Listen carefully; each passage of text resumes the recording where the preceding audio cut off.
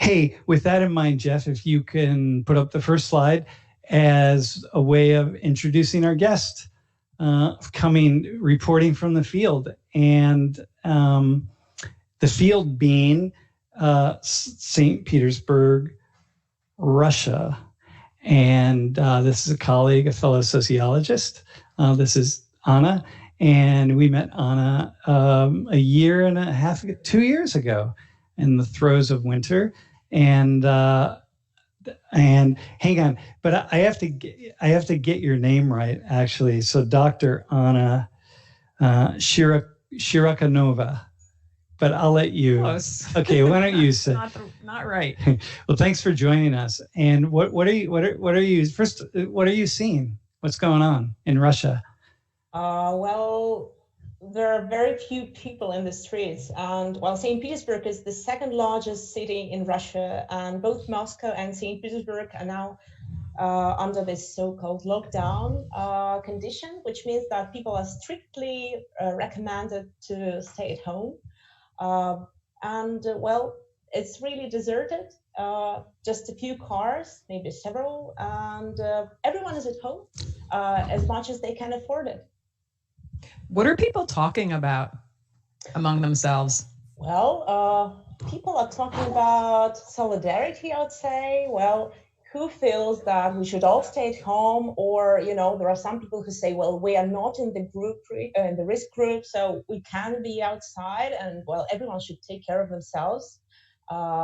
So this is one of the important discussions nowadays. Well, another one is where to find those masks, because like everyone is recommended to wear one or like to use sanitizers, but they are not everywhere to be found, to put it mildly. Otherwise, I think it's really, really similar to what you would observe anywhere in the world. So people are crazy about, buying toilet paper and pasta. That's not just an American thing. That's really so. And I mean, this is just a very limited number of goods that like disappeared for a while, and now everything is back. But yeah. And what went first, 1-ply or 2-ply toilet paper? Cannot say. I mean, I try to be rational here. Otherwise, I mean, everything is there, at least in big cities like St. Petersburg. The problem is we are now devoid of all the museums and theaters and all the hobbies that like swimming pools are closed, and that's a little bit of a problem. So you have to reorganize your life. Completely, so to speak. So you were in the experience that China was in, that when the virus really first hit and they started closing things down, it was the start of the major Chinese holiday. And so today is the start of a really important Russian holiday, right? Well, today is not a holiday, but President had a speech last week, and he declared this week to be a week off. Okay. And basically there was no holiday expected, but now everyone who can only afford this, so the majority of people stayed home and they did not go to work. This was unexpected, and this is not the state of emergency, but everyone is at home, and we're recommended to stay here. However, all the delivery services are in function, and taxis are available. So I think it is not really like in China yet. Mm-hmm. Can I ask you, as a sociologist, what are you finding most notable so far? I'm really noticing how people change their, day-to-day behavior, because there is not so much fuss about privacy in Russia, but I've been observing how people start keeping their distances in groceries, and that's interesting. I think we are learning new rules of safe behavior on this day-to-day basis, and the whole ethics and how people talk to each other, how they stop shaking hands. This is also important, and this is changing. Not really fast, but I can see the changes indeed. Mm. It's so interesting to wonder, around the world, people are doing a similar thing. And I don't know if we've ever done that before in all of our different countries. I wonder what similarities and differences we'll wind up seeing between us now, you know? Oh, right. Like how cultures will actually converge in certain ways. Yeah, like will we all have a similar greeting because we're all trying to be safe, or will we have similar social distance when there was very different social distances? So yeah, curious. Oh yeah, that's okay. So there it is. It's a field day for sociologists, really going into the future. Hey, Anna, thanks for joining. Really, I really appreciate it. It's nice to reconnect, and I'll be in touch. Let's be in touch for sure. Okay. All right. Best to your family and be safe. You too. Yeah. Hey, so class, we are today we're going to talk about divides. Jeff, you can put the title slide up, and really, it just feels like we were kind of going back and forth, Lori and I, about what we would talk about and how we're going to kind of dive directly back into the social 19 issues, and also link it to the dialogues that you are having, the online dialogues. And we felt like let's do divides. It really makes a lot of sense, and so that's where we are, and that's what we want to talk about. And I want to kind of start by saying that there's a way in which we've been very much trained. So Lori, this is sort of the beginning. This is the idea around which today we're going to advance or move forward. We've very much been trained to focus on divides, not the things that bring us together, not the commonalities that we have between us, but the divides. And there are a lot of reasons for that. One, because divide sells, right? I mean, if you think about the news and the media, and the media are simply just attempts to draw attention to what is happening in the world, and people really aren't that interested in things that are not out of the ordinary, right? We're most interested in focusing on things that are out of the ordinary in some way.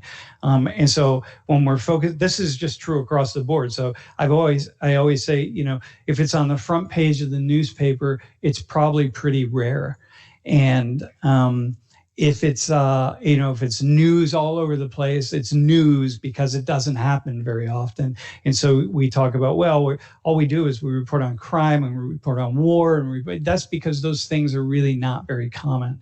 And so when we think about the divisions that are out there in the world, any divisions that are being reported on and argued about or whatever, it's largely because most of what's happening around us is not divisive, and it's actually people are generally getting along pretty well. It's not to say that the divisions that are happening don't detrimentally impact people's lives and detrimentally impact some people more than other people, because they absolutely do. But what we're talking about are generally speaking, the divides, and that's really where we want to go today. So here, put up this first slide. This is one of the headline in CNN just a couple hours before class started, just popped up, and I thought, okay, so here we are. Coronavirus is dividing blue cities from red state, and what are we talking about here? Why is this the story? Why is this the headline? And would I have even paid attention without the headline? Like, it's meant to grab, it's meant to capture us. Can you say it again? What is the headline? Coronavirus is dividing blue cities from red states. Do you know what that means, by the way? I don't know what it means yet. I don't know what it is either. I mean, like, it doesn't really matter what it means, right? I have an idea just from reading it. It's like, cities are more likely to be blue, and a lot of states are red, and states meaning like the governors and the state governments and state offices. What's it telling us to be afraid of? It's telling us to be afraid of yet another way in which maybe we're breaking down, another way in which, these people are not doing what they should be doing, or those people are not doing what they should be doing. Another thing just to be afraid of. Just be afraid. Doesn't matter what it is. Just be on alert Who are the enemies? Who are the allies? See, there are enemies and allies, and they're all over the place. And just hang tight and be careful. And so it's just we drink this day after day because it's built into the DNA of a society, and it's neither good nor bad. It just is what it is, right? The news of the day. So go to the next slide. Here is so here, here's a photo, and this is a photo that immediately it just provokes, or it evokes a certain kind of and just division, right? I mean, here's somebody with a really strong opinion. If you look at the photo itself, right? Breaking into, a home doesn't count. Invasion. Everything. It's just about divisions, and it's just about a problem, right? And it really is all about this border, right? And that we're protecting a border from these invaders who are trying to come over. And we're right. That person in the photo, they're 100%. They just believe 100% that they're right, and they have it down, and they're very clear about the ideology, and they're very clear about the other side. And if you don't agree with them, it's going to very much be a problem. It evokes that, right? If you're on the right, you feel supported by that. If you're against them, they're so obviously an idiot, and they don't know what they're talking about, right? And so then I say, well, let's just complicate it for this person right here. So let's say they're very clear in what they think. And so go to the next slide. And so here's a map of the United States that a very early map of the United States. This is what it would have looked like. It wasn't identified as the United States, but here just sort of a mapping out of indigenous peoples. And, they're 500, 600 plus indigenous peoples in the world, tribes that are even recognized today. But this is just sort of a general map of what the U.S. would have been before the Europeans came. And then, you look at that poster, like Gold Rush, right? Indian territory, right? Meaning that here's a poster, the Grand Rush, right? Come, all of you people, and take this land. But look, this land was land of other people that we're stealing from them, and we're going to give it to you, and then you can be part of this, and this is where you want to be. And so the person who is standing there with the signs, speaking to the invasion of people coming over the southern border of the United States, are they thinking that, look, this border of the United States is just something that we created after we stole the land from other people who were defending it, and then we killed them if they didn't go the way we wanted them to go? And just the violence is part of that. Are they taking into account, or are they saying like, well, this is just what it was, or how, what are we taking into account? But this is the complicated factor. If you can have a very clear stance on immigration until you start thinking of indigenous peoples, until you start thinking of all the history of the land that you're protecting, and then it starts to get really gray and problematic. So here, let me show you another slide. Do you have anything you want to say? Yeah, well, before you show the next slide. Yeah. So you're saying that, so what are what are you saying? So the first slide is looking. What am I? Oh, I'm looking at you though. Yeah. Okay. Look at me. Friend. All right. Go ahead, my friend. But okay, now I see what you do with the camera. So yeah, I'm just curious if you could just say before you go to the next one, like that one, you kind of showed us what you want us to see. Yeah, because it's sort of like, it seems so clear, right? It's just so evidently so. It's so clear that there are laws and people are coming into the country illegally. And if they're coming in the country illegally, then, they can't do that. They're breaking laws, and we should have the right to send them back home because it's just so clear. There are international boundaries and they're not abiding by them. Why should you come and take my land or come in and invade and be part of my land? And it's like, why should you do that? It's so clear. There's nothing more clear than that. The position is so clear. The decision is so clear. What is it about illegal? What is it about breaking the law and illegally entering another country that you don't understand until you start to say, wait a minute, what's the other country? what are we talking about? Where did that land that you have come from? Like, where'd you get that? You know? So, you know, then it suddenly You're gets saying you have to once you complicate or you expand a perspective from just what you're seeing in that moment. The black and white thinking is no longer going to work for you. Okay. It's just not, because you're hearing another perspective. If that person sat down and talked to Native Americans who could tell them about their ancestors and what happened, their thinking would have to shift somehow, because it's like, oh yeah, I've never really thought about that. And so you're making the connection that headlines and the way we think about things, the way we're invited to think about things, is often doing something similar. It's making part of the story. Headlines are designed to give you one tiny piece. And then that one tiny piece is the one that pulls you in. And then usually you can get to a more nuanced perspective at the end of an article, especially if it's a good newspaper or something like that, a well-researched piece, a thoughtful piece. So here, go to this next slide. This is I think also a really good one. So here are these two people who, you know, are holding this sign. You know, slavery never ended. It just evolved. Okay, this is pretty clear. This is slavery, right? What's there to argue here, right? It's sort of with the other one, right? Like, what is there about being illegal that you don't really get? It was about slavery you don't get. It never left. It's here. It's part of the world. It hasn't gone away, right? It's like, okay. And so, you know, here are these folks.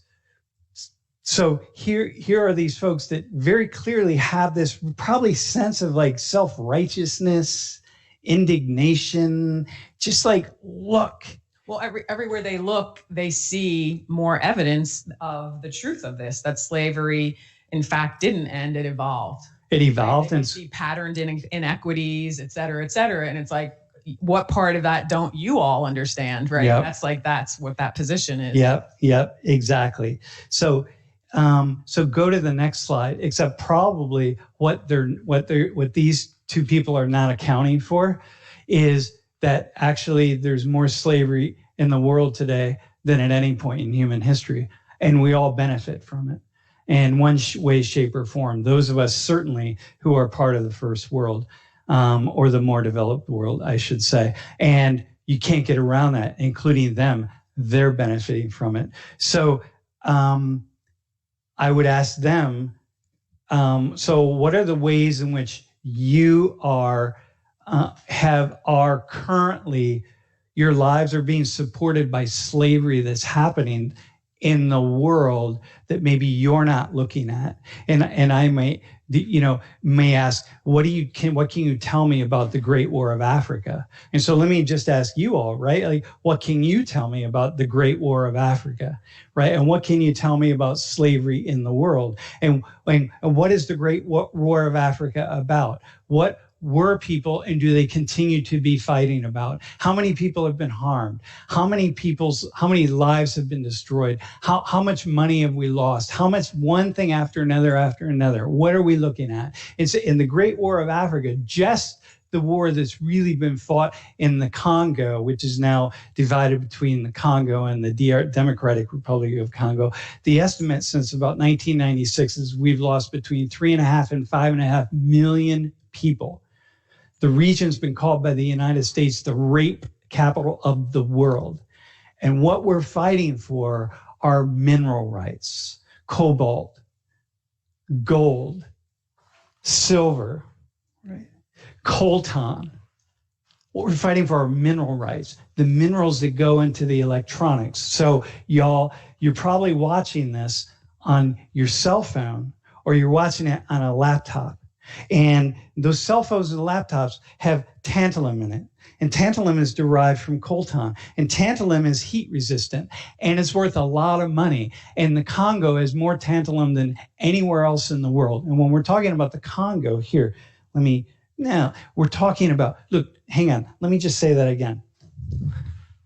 Congo, this region where the Great War of Africa has been fought, that most people don't know about, haven't thought about. They heard it, they don't know, and they would never call it the Great War of Africa, right? The Great War of Africa.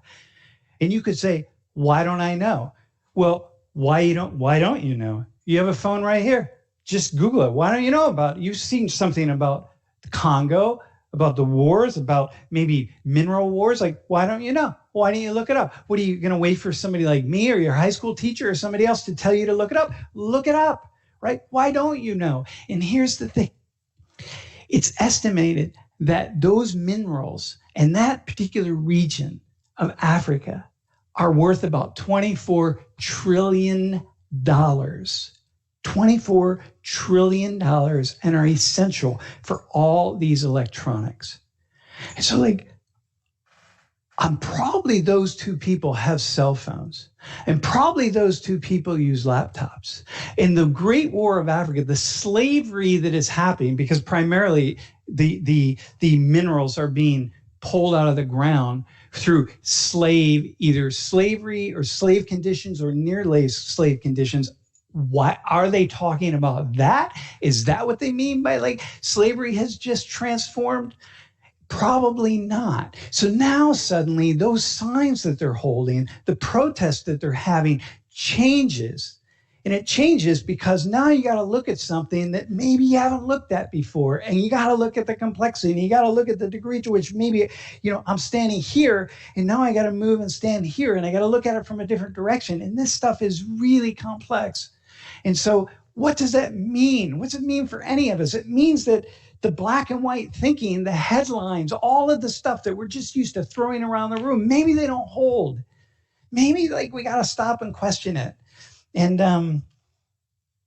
by the way, so I've been doing one of the things I'm doing during the shutdown, so to speak, is I got a subscription to Ancestry.com, and I've been actually doing my own genealogy. And last night I discovered a great six times removed grandfather who owned a lot of land down in Virginia, about 220 acres. And in his will, I read the will, and he gave it to all the land and all his property to his two sons, and he gave his black mule to his servant. He didn't say slave. If it was a slave, he probably would have said slave, but he said servant, but maybe not. I don't know. I'm going to have to discover it. So it's what makes you say, bring that up? I think because it's so here, look, if you go back, thanks for asking that, because this is what happens to me. I sort of lose my place. Listen. I know. I live with you. So listen, if you go back in time in the United States, right? You don't have video, and you don't have photography, and you don't have phones, and you don't have telephones, and so the people in the 1700s and 1800s living in different parts of the U.S., if you didn't really see slavery or understand slavery or experience slavery, you really didn't know what it was. You're going to hear stories, but you're not going to hear a lot. And most people aren't even reading and writing. And so there's very little. You really don't know. How could people live with slavery? How could people live with themselves? Why didn't they do something? Why didn't they stand up? Why didn't they, whatever it is? But most people just didn't have any idea. They hear stories, but you don't know. But you all do. If you have a cell phone, my friends, you do.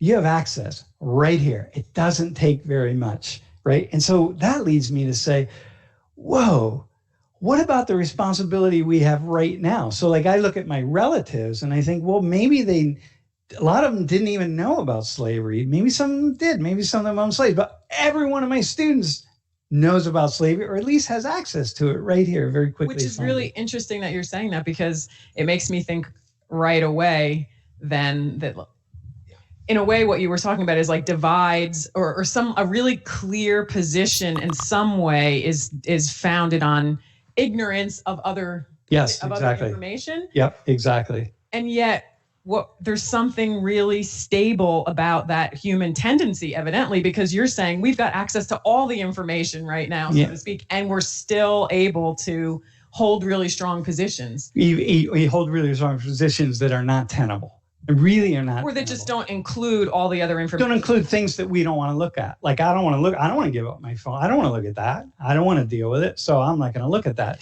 Here, and then, okay, go to the next slide. Here's another one where we sort of see, I love this. I came across this, talk about headlines. It grabbed my attention because it's like 15 countries Americans are not welcome in, 25 countries that hate Americans. And I'm like, oh my God, this is gold for me. Let me look at it, right? And so here, let me show you a few on the map. So here are some of the 25 countries, Dr. Mulvey. I should tell you this.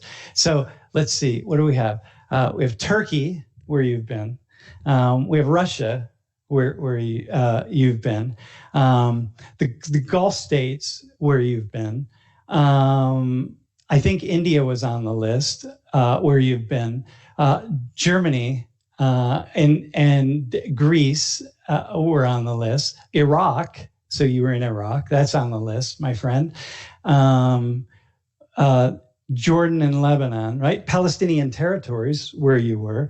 Let's see, Colombia, you were there. Mexico, you were there. Ethiopia, you were in Ethiopia. So all of these countries. So clearly, you and I, at some deep level, must really enjoy going to places that hate us, or maybe these are attention-grabbing headlines that have nothing to do with reality. It's like countries where people hate Americans. Did you ever experience any hate at all? No. Dude, in Russia, I felt like in Iraq, if anywhere in the world should hate us, it would be in Iraq. And your experience of Iraq was like mine. The graciousness of Iraqis, so happy and thankful that we were there. It's like, oh my God, I've never experienced hate anywhere in the world. So imagine if you don't travel and you don't have experiences with other cultures, how would you think about those headlines, right? And so here's another one, and then we're going to get to you. If you can go to the next slide. Here, just this statement: Trump supporters are racist and sexist and homophobic, right? This is just a common statement on the left, right? Would you say? Yeah. Very much, for sure. And so let me just show some data about Trump supporters. Let me show some nuance to this, right? So Jeff, you can put up the next slide as well. 23% of, so here, I'm just going to put some nuance out, right? Just to really give you a sense of like, wait, what are we really talking about, right? I'll contextualize it. 23% of Republicans voted for Romney, and 89 in the election, the second Obama election, right?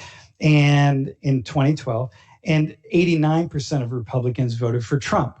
So meaning that basically people are voting along party lines. So like, are they Trump supporters? Do they even care? Are they even paying attention? Look, if you've never heard of the Great War of Africa, if you have no idea, which is everywhere in the news, by the way, that slave labor went into making this telephone. That's just the minerals, but we're not even talking about manufacturing the telephone. If you have no idea about that, what makes you think that anybody who votes for the presidency of the United States has any idea what even the policies are of those people?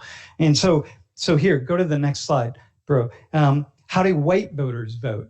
Right. So we're thinking about now Trump. If you support him, you're racist, right? 2012, Romney, 59% of white people voted for Romney, and 39% voted for Obama. And in 2016, Trump, 58 and 37%. So look at those numbers, right? It's basically the same. What it's saying is people don't even care about who the person is. They're essentially voting for the party. And if you think about that statement about Trump supporters are racist, sexist, homophobic, and so on, how does that hold water? When in fact, what do people even know about Obama's policies, right? I got lots of people all around the world that would love to ask Obama supporters, hey, how could you support this guy when he did X, Y, or Z? And most of you would say, I had no idea he did that. Well, I don't support that. Well, most things you hate about Trump, if you're on the left, most people hate about Trump also. They don't like it either, but they're overlooking it. Kind of like if you're Catholic, I got a lot of people who study the Catholic Church and work with the Catholic Church and could ask you, how could you possibly be a Catholic given all the scandals that have happened in the Catholic Church? but somehow you overlook it.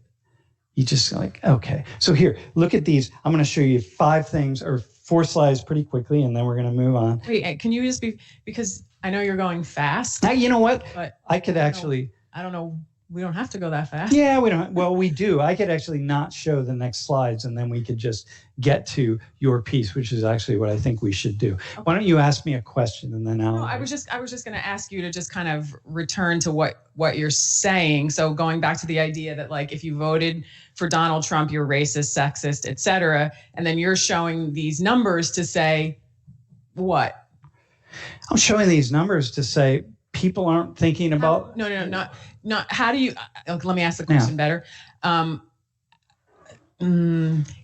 Walk us through how you're going to make the conclusion that you're making about those numbers. Well, I think that if people from one election to the other are voting for their parties and not the person, it really is about the party, whatever that is. And people don't even know. Meaning you're going to see the same percentages? It doesn't matter who it is. If it's the person that your party puts up for president, then essentially you're going to see the same percentages election after election after election. And you can say, even when we have an extreme candidate like a Bernie Sanders or a Donald Trump or whatever, we're going to see the same kind of thing. This is the way this system is working. If you use the 90% of this group of people voted for this candidate, therefore they are racist, whatever. It's like, but 89% of that same group voted for their candidate the year before. 98% of the same group 4 years earlier voted for their candidate. So you're saying that you have to see that. It has nothing to do with the candidate. It has nothing to do with their policies. It has nothing to do with anything. It has a lot to do, not nothing to do, but very little to do. It has much more to do. It's just like who the party is, man. People don't know anything. This is why I don't like the entire system. I think is broken because it's like people get the vote who know nothing about anything. Like how is that a good system? Basically, you're just trying to get mindless groups of people who aren't thinking about issues in any complex way. You're trying to sway them to go one way or the other. How is that a good system? Really? Imagine that we had like a huge group of really thoughtful intellectuals and smart and learned people who were making decisions. Like what kind of system could we have? Okay, so Jeff, you can jump. We're not gonna put any more slides up, so you can leave that. So because I want to make sure we have enough time to talk about elephants. Elephants. All right. Our 2 friends that are going to join us know a good amount about elephants. But they won't join us yet. But they don't know that yet. Yeah. We'll get there. Okay. So how do you want to transition? I want you to say a couple things about what you're hearing me say, if you would. Okay. So what I'm hearing you say is. While I prepared the props. Okay.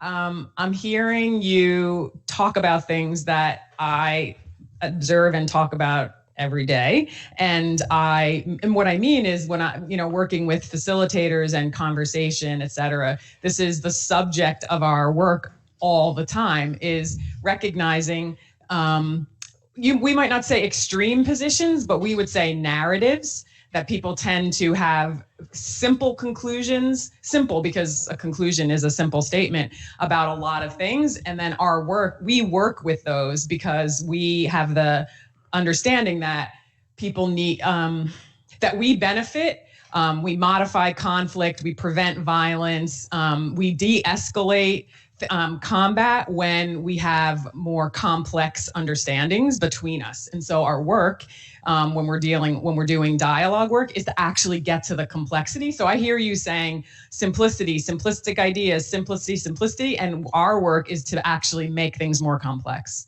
So that's what I'm thinking about when you Awesome. So, and actually, I hope that for the students in Social 119, this is like resonating. Like oh, that's what our facilitators are doing. They're trying to make this more complicated. They're trying to help us to get out of the black and white and into the gray area. Like they'll ask us about every single word that we bring up to say, wait, what does that mean? Because that's what we're doing. We're trying to get away from the placards, the scripts, the rhetoric, the scripts, and trying to get deeper into, no, what do you really think? And what if you consider the more complicated thing about the other side's position? So for example, can I just say, I would say one more thing. Yep. I would say that rhetoric or narratives and rhetoric and simple statements evolve in places where humans have a problem that they haven't been able to solve. So it matters that we have somebody saying, no illegal immigrants, or whatever the statement was about slavery has evolved. Like that matters because it's pointing to a problem that we have that we can't solve, but it doesn't get solved by more and more extreme positions. Activists would say strategically that's part of doing activism work, which I get for other reasons. But in terms of understanding, you can't get to better understanding when those positions are so extreme. So let me ask you this. So, for example, wait, you have a prop out and no one even knows. I know they're wondering what's with the elephant. Oh my! No, but here's an extreme. No, but here's an extreme statement, right? Like, slavery is bad. It's like, well, obviously. No, not slavery is bad. It was that you're talking about the one you just showed. Yeah, just that one, right? It didn't go away. It's evolved. But how? Yeah, right. It's like it didn't go away. It's evolved, right? But how is it bad? You have your cell phone. Like, how is it bad? Now you go like, all right, well, now we got to go to the next level. Now you got to take that argument, you got to make it a little bit more complex. And then, then you say, oh, okay, now we're going to go here or there. So tell us about the elephant. And it's not about complexity just for the sake of complexity. It's because truth is complex, right? And so we're solving problems, making good decisions, building the future has to be based on something that's true. Okay. Okay, wait, but can we tell the story of it? So anyway, let me just say this before I do. So there's this a parable that some of you are probably familiar with. If you're a facilitator, you're definitely familiar with it. It's called the parable of the blind scholars. And basically, I'm sure many of you have seen it, but it's an image of an elephant, and around the elephant are scholars who are blind, and they are touching the elephant and they're trying to understand what it is. And someone is touching the thing that is what we know as the tail, and someone's touching the foot, and someone's touching a tusk. And the moral of this parable is this is really the humans who are making statements about what's true while only seeing a little portion of what is true, right? But and why we talk about this parable so much and why it's relevant to what Sam's talking about today is because not only do we make statements about the truth, then we fight about it and we divide ourselves based on these things. And we actually just then pretend that the truth is just the little part that we can see. And so it's a really cool parable, and the dialogue method that we've built on this parable. So you're grabbing the front foot. Wait, we got to first say why we brought this ceramic elephant into the room right now. Because it's just a side note, y'all. Because I've been carrying this elephant around with me since 1983. Prior to me knowing this human. And it's somehow managed to travel with me in all these places. Just how ridiculous it is. No, it's a cool elephant. Look at that. The homemade ceramic elephant. It flies, turned on its head. It's survived. It's really annoying to constantly have to find a place for a ceramic elephant. And many, many times I've wished we dropped it. We have not dropped it. We might right here today. And finally, I think it was last semester, Grazi, one of our facilitators, who some of you know, said, oh my God, because we were talking about this marital dispute that we have over the ceramic elephant. And she's like, the elephant? You mean it's like the blind scholars and the elephant? I have a picture of the blind scholars and the elephant on my office door. And we thought, oh my God, we have the iconic elephant in our house, and we didn't even realize. So so you're grabbing the foot and you're feeling the elephant, you're blind and you're touching the foot and I'm touching the tail and I can't see anything. All I'm doing is feeling the tail and I'm saying, well, it's long and it's thin and it's got a little tuft of something at the end. That's what it is. I'm telling the truth by only touching the tail. And Lori's telling the truth by only touching the tusks or the foot. Or then what we wind up doing, and this is what's important. I mean, it's funny, but it's really important. What we wind up doing is gathering around ourselves all the people that, in my case, see the tusk or feel the tusk. And it's all the tusk people are like, absolutely, this is what it's like. It's smooth and it's hard and it's whatever. And then you gather all the people that are feeling the tail and they have the same opinion. And then we fight about it, or we just decide that those people are bad, ignorant people that we don't have to consider. Point being, there is a thing that is the truth. This elephant exists. It's a creature. It's real. What we normally do is like, oh, your truth, my truth. That's how we resolve our conflict. Agree to disagree. What do you mean agree to disagree? This thing exists. It's not like whether I want to pretend it's a tusk and you want to pretend it's a tail. There's actually a whole. The truth is the whole. And so what we're trying to do is get people to value what each other sees, because if we think together and actually talk about all the different pieces, then we see the truth. So to go to undocumented immigration issue, so the people who are standing there with their flags and their signs and like saying, we're going to protect our borders, they see something about the truth. They see something that matters. That really matters. Yeah. And if you're going to understand the issue of immigration, borders, everything, all the pieces of it, their perspective is really important. You will never understand the issue itself if you don't account for what it is that they're seeing. And this is why I've been saying, empathy is not the goal of people talking to each other, because it doesn't matter that I see what I can imagine what it's like to be seeing the tail. What we really need is to just value that people see things different than us that we will never see. But the beauty is, if you tell me what you see and I believe you, then we can include that in how we figure out how to live in this world, how to make decisions in this world, how to resolve conflicts. But if I just want to pretend that what you see doesn't matter and it doesn't exist, who loses? And so we all do. And so what do you do with really extreme positions? Because people are going to say like, well, what about like the neo-Nazis? Do you include them in? Like, you just have to find what's true about what is. There's always something true about what somebody's seeing. I mean, obviously, you have people that are just opportunistically trying to take advantage of things and not talking truth. But the point is, most people aren't. But they're not like that. So what happens is, what you say all the time is, we go to these extreme examples like, well, what about neo-Nazis, huh? And therefore it's like, neo-Nazis there's a very small number of them. Why don't you get to all the other issues that we don't have such extreme, unpalatable perspectives? I would still say that it is in everyone's interest to understand what the most extreme people are seeing. That's it.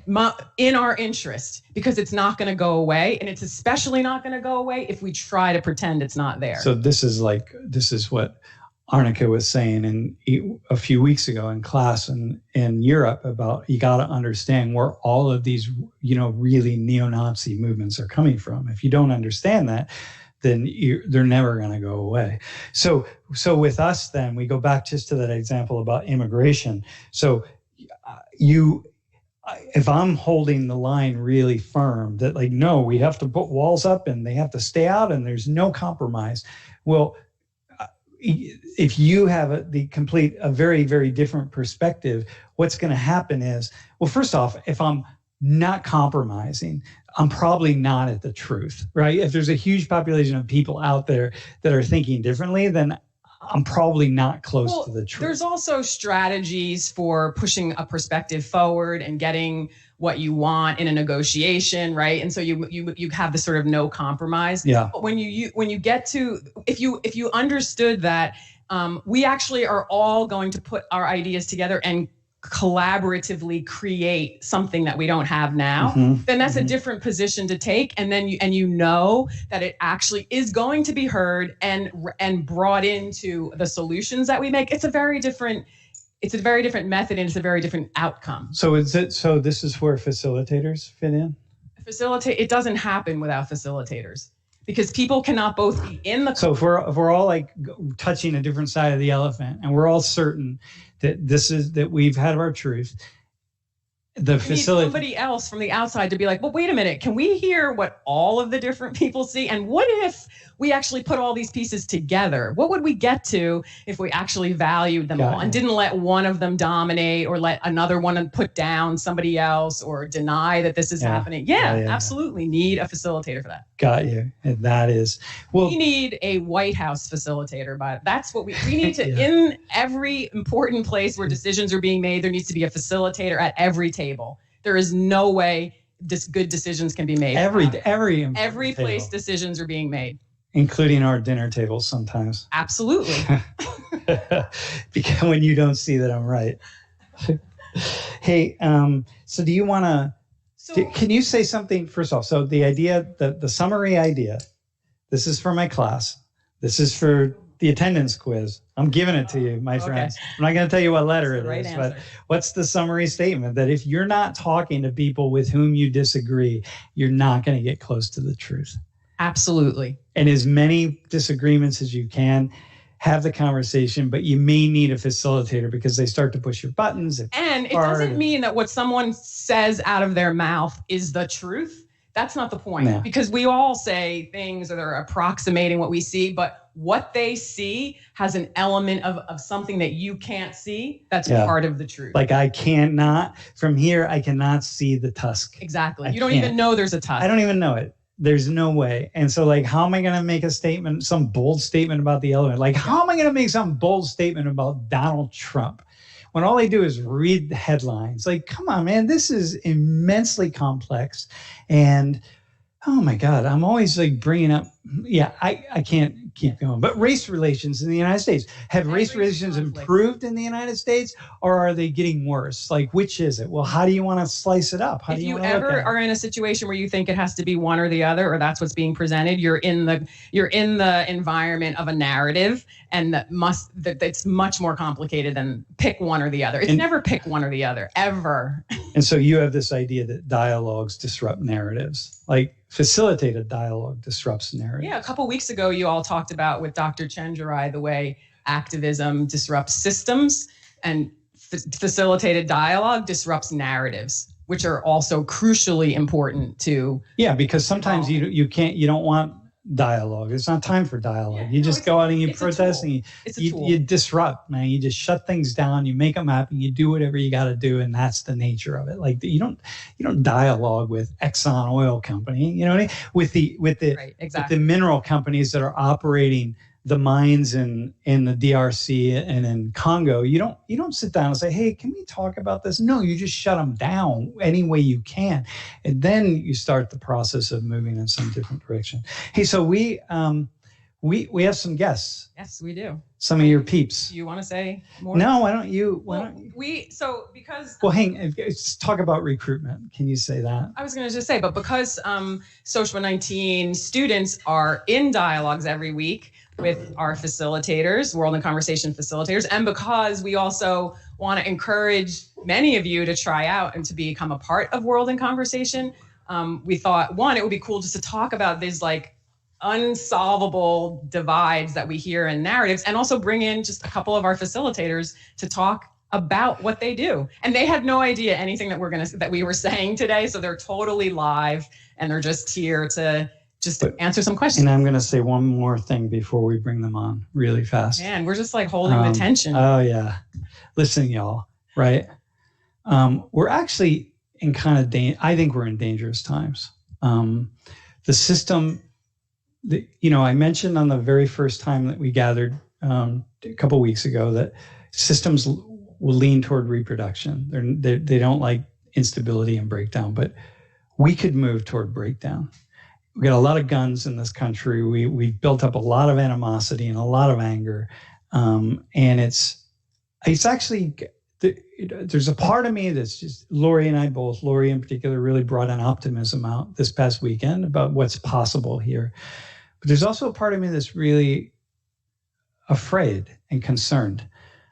So this conversation that we're going to have right now it's a really important one. Like y'all, the opportunity to learn about breaking through these narratives and learn about facilitation? Because extreme narratives and more black and white thinking is objectifying and is what allows violence to happen, because you can't, for the most part, do violence against somebody that you see as a three-dimensional being, right? And so whenever we have extreme positions, whether you see your position as extreme or not, if it's black and white, you always have that threat. And when you have instability, we just get more worried about that. So anyway, facilitators are deploying a communication technology that fundamentally de-escalates conflict and extremes, and also in the process of creating complexity, modifies combat, right? So anyway, that's a lot of words to say.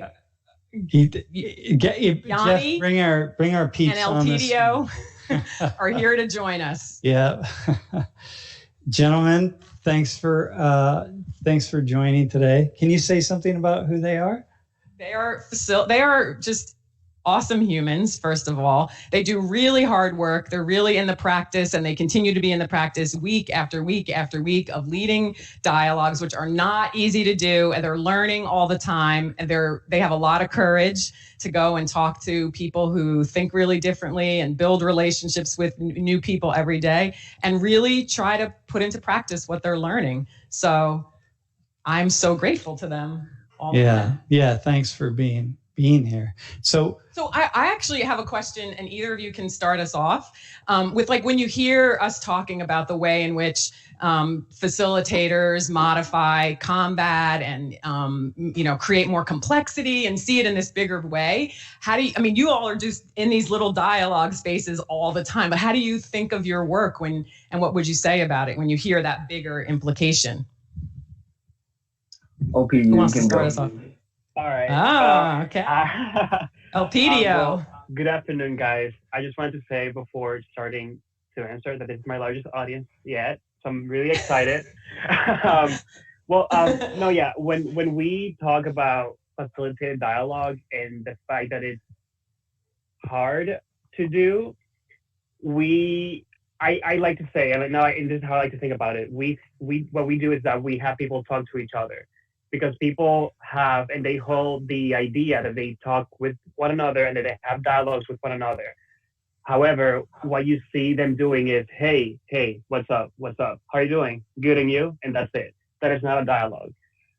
So we try to implement techniques, and we get coached on this twice a week for 2 hours on techniques that invite people to break down those narratives, and they invite them to really talk to one another and see each other's positions and not create that empathy that we once started with. We now do, we just try to show people's perspectives and by talking to one another and showing their side without having to leave it. So in other words, we're not trying to walk in other people's shoes. We're trying to understand their perspective from our own. And I think that's really interesting because in today's world, a lot can go on with the team mentality that's been taking place, and especially in politics, there's a lot of team mentality. People are rooting for teams without really addressing what they are rooting for. And this is not just politics. This is a lot of the things that we do. This is how we operate as human beings. Yeah, I want to emphasize that word, team mentality. Like that's one of the things that we see really operating in right? When people come into conversations, like you're like, that team, like you really see the teams, right? Exactly. And everybody thinks, sorry. No, go ahead, say that, and then we'll go to Yanni. Yeah, I was going to say that with this team mentality, what happens is that everybody thinks that they're right in what they have to say. So there's no listening to the other person. There's just people talking about what they believe and from their perspective. And then that's not how we have dialogue. We try to break those elements down. Or isn't it true also equally often and perhaps more often and with these dialogues that people actually don't know what they think and they don't even know what they believe in, so they just grab onto some narrative that they've heard somewhere. And I think it's true for it's true for all of us. We think we know until we actually get the opportunity to think out loud, right, with other people. So a lot of this isn't just like bad people. It's just we don't have the opportunity to think it through. So Yanni, what would you say about the larger implications of that dialogue work that you do? So this is very interesting actually because as soon as you asked me that question, one thing that was brought in my mind was something someone shared with me recently, a quote that said, "Most people don't listen. Most people wait for their turn to talk." Which is one of the things that we kind of focus on is that the most of the world approach controversial issues and conversations from the same kind of limitations, meaning most notably people's intentions when they engage in these kind of conversations are most of the time to defeat their opponent, and it tends to lead to arguments and most of the time pointless conversations. So So Yanni, tell me what you when you see it working, you know, like when you're like, oh, we did it. What are you seeing? Let's like give people a vision. It's very interesting. It's very interesting because I've seen people walk into a room that had a very strong opinion about a certain part of their system, but have never interacted with the thing that they believed in until they saw someone in front of them that have been impacted by the cause, by the issue, or by anything that dealt with that. So having a personal having to hear someone speak in front of you that you've never had to interact with previously have a more profound impact on what you believed to be true. Yeah. So like for example, a classic one just in for social 19 is, you know, people have this idea or the idea that, you know, racism is over. It's a thing of the past. You know, we hear people talking about it in the media here, there, or wherever. But you know, a lot of people don't have the opportunity to really hear someone tell their story about how something has impacted them, or sexism, right? Or just, you know, just the kind war. I mean, the impact, like our Iraqi partners who are telling us about their experiences on the other side of the Iraq war, right? Right. So we're waving flags, and they're saying, "Wait, actually, you know, it's nice that you wave your flags and you have your patriotism, but it might be also nice if you could you listen to my experience, right, of what I've gone through." Mm-hmm. And so, Elpidio, just to go back to you, like, what did you say you've noticed in the, you know, as a facilitator that makes you keep doing like the really hard work of listening and helping people to talk to each other? What have you noticed? So a lot of what I've noticed through, it's my third semester being an event facilitator. So I've done a good amount of these, but that, you know, I'm still a work in progress. But I would say that some of the things that I've seen more frequently throughout the dialogues is the narrative that people have when they're talking. I understand and I hear all the time that people are forced to be there and that they are there because their courses are requiring them to be, or that they need the extra credit points, and therefore they don't see the importance of being there. So they will not.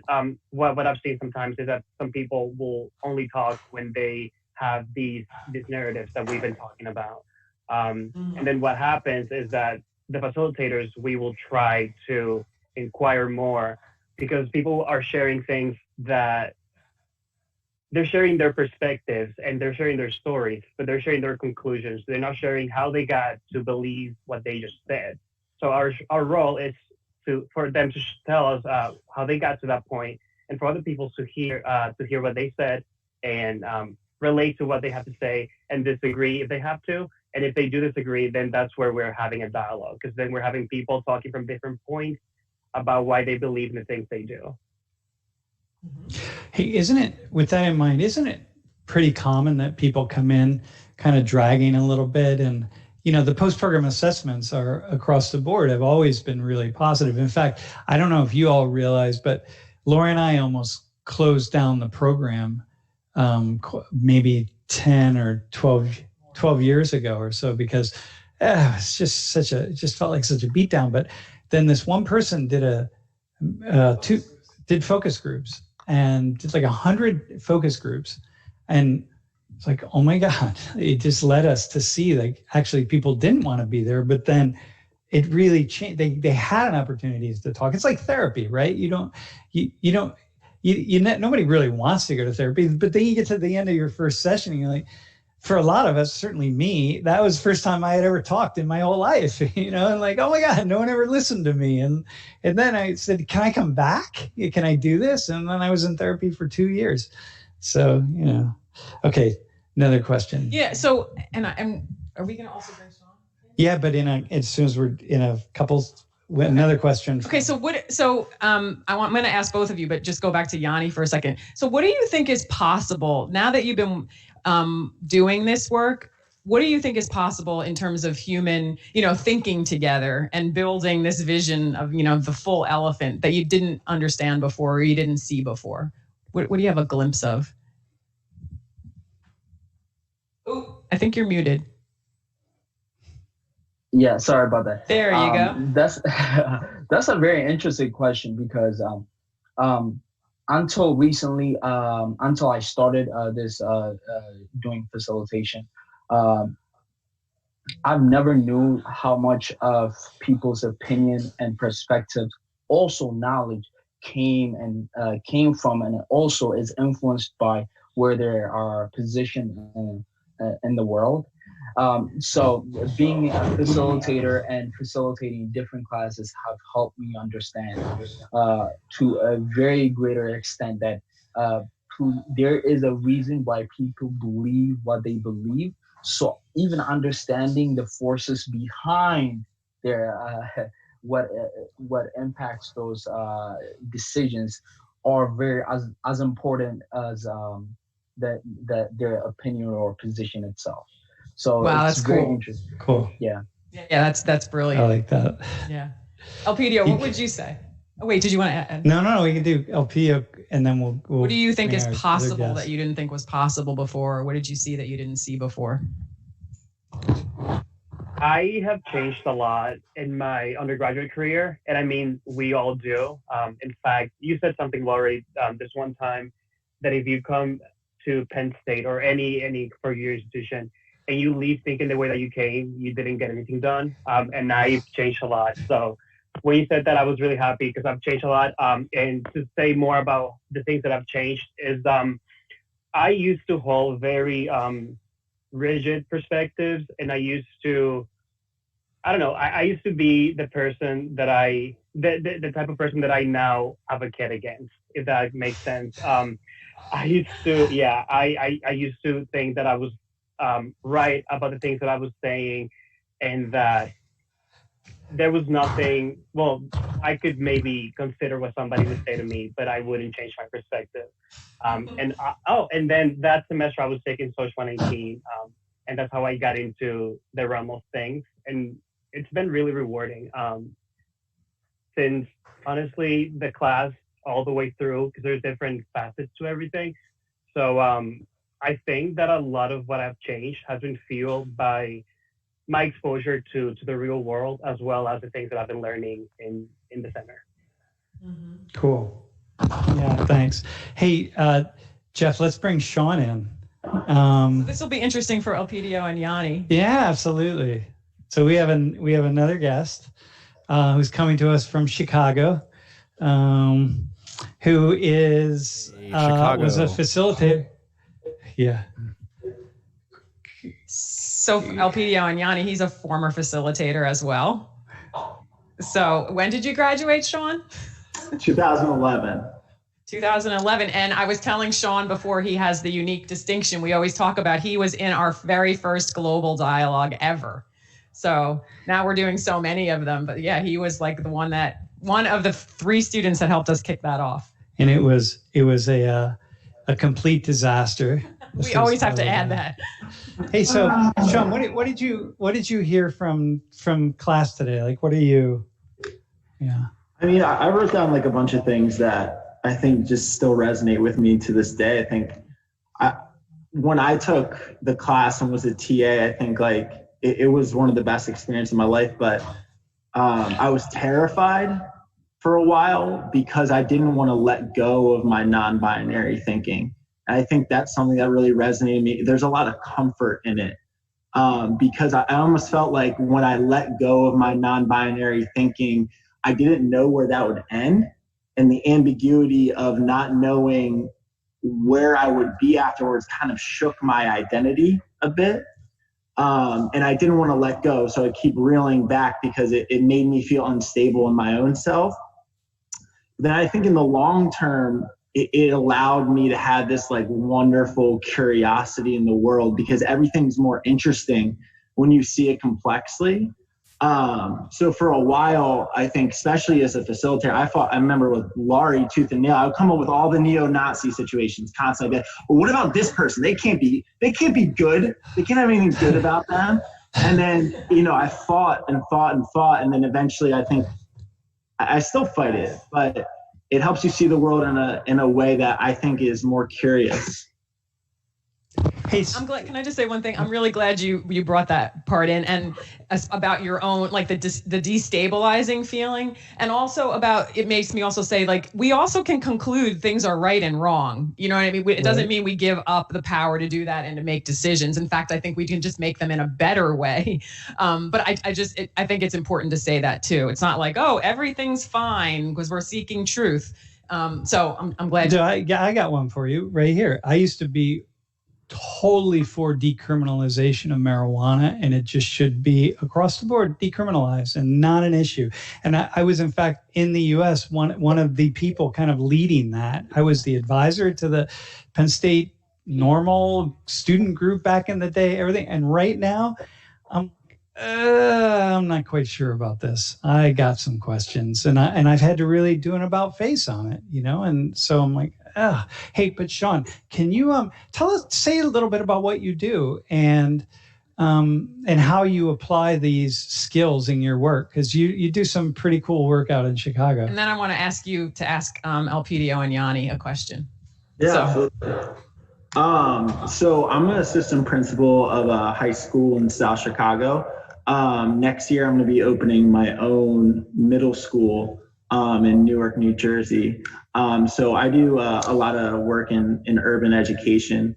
And to Sam's question, I think like every single day, this idea of non-binary thinking and seeing the world complexly is the number one skill I can bring to my work. Because my students are my school is 98% free and reduced lunch. It's a predominantly Black community. My students, it's very easy to see in like a very limited scope. And I think a lot of people do, and sometimes even I do. But when you see the students complexly and understand that my kids have a ton of reasons why they act the way they do, a huge complexity of identities that comprise who they are, then you're able to connect in a way that I feel like I never was able to do without that. Because there's an identity that I have and something that they have that can transcend our differences in age and race and economic status and privilege. So yeah. Dude, let me just say something about you, by the way. So you're at the same school that you were at when we came and visited? Yeah. But I'm going to leave next year to open this. Yeah, this new school. I got you. So like so you're a white guy who, really took on, you took the race journey, and you've just, you dove in the deep end, and I'm sure you probably almost drowned quite a number of times.